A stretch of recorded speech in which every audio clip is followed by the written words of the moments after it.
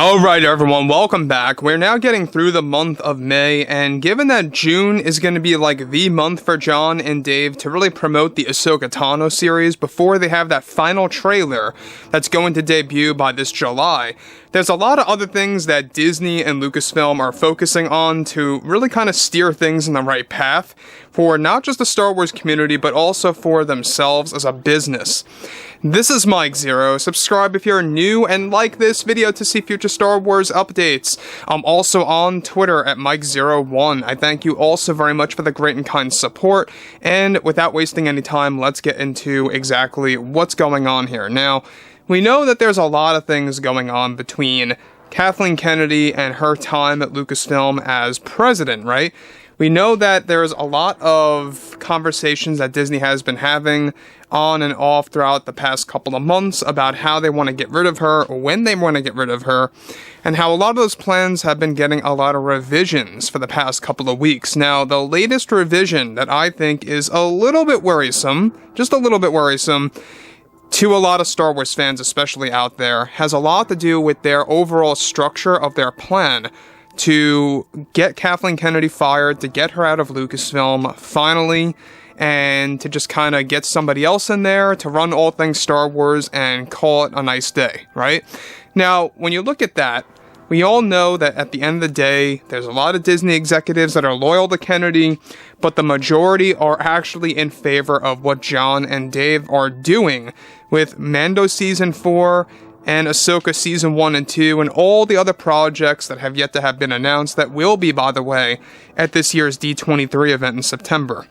Now, moving on, with both Disney and Lucasfilm beginning to develop multiple new Star Wars shows and films that will be announced by this fall, the plan to fire Kennedy by Bob Iger and the executives has been ever evolving and recently got more complicated.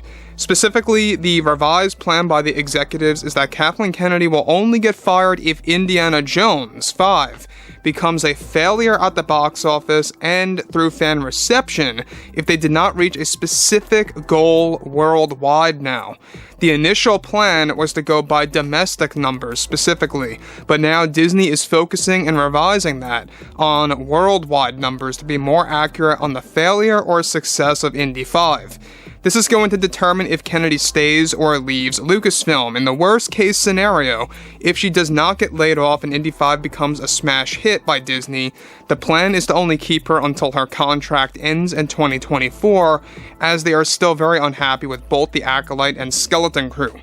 Now, mind you guys, about Acolyte, Leslye Headland talked about this, I talked about this too on Twitter, go ahead and check it out.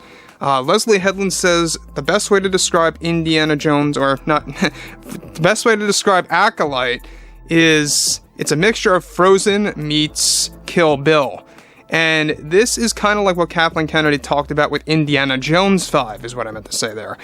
In Indiana Jones 5, she's combining elements of major franchises together in Indiana Jones, The Dial of Destiny, which might actually very well turn a lot of fans away. If you're gonna throw in themes from a lot of other franchises in Indy 5, it's gonna be a very odd theming, alright? And the way that Leslye Headland described the Acolyte, how it's Kill Bill meets Frozen, some fans were like really confused about what that even means. Even myself here was very confused about what that even means. The only assumption about the Frozen aspect is that it could be about the sisters in the Acolyte series, since, you know, Frozen has that element as well. Now, moving on to the next big thing here, alright? As Acolyte will be a 2024 release, Disney will be basing that as a backup. This will be their backup plan to go by fan reception to determine if they truly want to end her contract if Indy 5 comes to be a success. Now, with Indy 5 already going through some production issues, however nothing major, Kennedy is trying to revise the movie as much as possible to intentionally make it come across as better than it already is. If Indy becomes a better product through Kennedy's revisions, this could spell doom for Star Wars fans of her staying at Lucasfilm, until at least sometime next year. Now, however, there are many executives that don't have much faith in Indy 5, believe it or not. The Dial of Destiny is planned to alter some aspects of the Indiana Jones lore and history. Now, you guys may or may not know, but the Dial of Destiny, yes, it is going to change a lot of aspects of basically what you love about Indiana Jones as a franchise. Now, does this have something to do with time travel specifically? Could it be some kind of time warp? Who knows what they're going to do. But we always know that Kathleen Kennedy, there's no doubt about it, always likes to really kind of just steer things away from the core fan base. And there's been a lot of talk about Indy 5, about how their marketing plan is going to be subpar, that it's not going to really meet the expectations. I think that's why, to this day, we have not really been seeing that much marketing going on for Indiana Jones 5. Guys, get it. It's coming out next month, June 30th, whatever it is, right? And we're not even getting TV spots or big banners on Times Square in New York City or anything like that. Or, for example, not even ads, anything like that. You're not seeing that really kind of being displayed across multiple media aspects.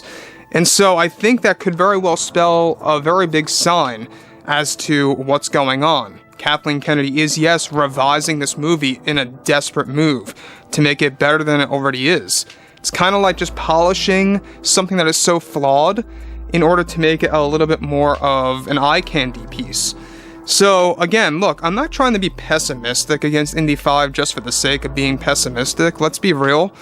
I can't judge this movie until it comes out, or at the very least, until I see actual footage besides, a trailer or a TV spot.